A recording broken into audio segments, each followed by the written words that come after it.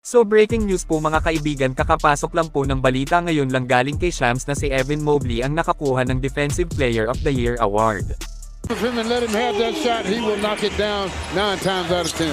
Wagner tries to go through Mobley. Again, Jazz here from this terrific crowd, which is in full throat, and Mobley. Anong masasabi nyo dito? Mag-comment lang po. Ngayon ay dito naman tayo sa isang magandang balita para kay Jimmy Butler, kung saan ayon sa report ng initial x-ray kahapon ay walang major damage ang resulta, ibig sabihin hindi malala pero kailangan pa din nga itong MRI. Dahil sa mga hindi po nakakaalam, hindi makikita sa x-ray ang hairline fracture, amount of inflammation in the bone that can cause it to be weaker, pati yung mga maliliit kumbaga na fracture sa buto ay hindi makikita sa x-ray kaya kailangan ng MRI. Ngayong araw gagawin ng MRI ayon mismo kay Kerr kahapon, kaya hintayin lang po natin ang update patungkol sa injury ni Jimmy. Sabi ng Warriors coach veteran ay palagi daw sinasabi ni Butler kahapon na okay lang nga daw siya.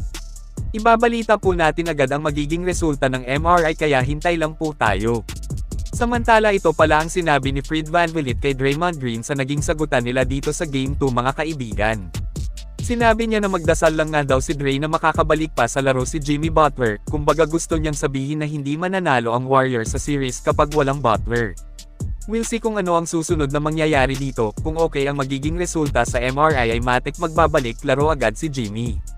Pero sa tingin ko posibleng hindi talaga siya makakapaglaro sa nalalapit na Game 3. Kaya kailangang mag-step up ni JK para manalo ang GSW, may home court advantage din sila, gumagaling lang naman din itong si Kuminga sa baluarte nila, pansing dinado siyang maglaro sa kanilang teritoryo. Nakadepende lang sa adjustment ni Kerr, kailangang mahanap agad ang tamang templa para talunin ang Houston Rockets kahit walang Jimmy sa kanila. Ito na yung pagkakataon ni JK para gumawa ng ingay, tingnan natin kung ano ang mangyayari sa Game 3 at sa buong series. Kayo mga kaibigan, ano ang masasabi nyo sa sitwasyon ng Warriors ngayon? I-comment lang po yan sa ibaba at akin pong babasahin yan. Maraming salamat po, mag-iingat at God bless sa lahat.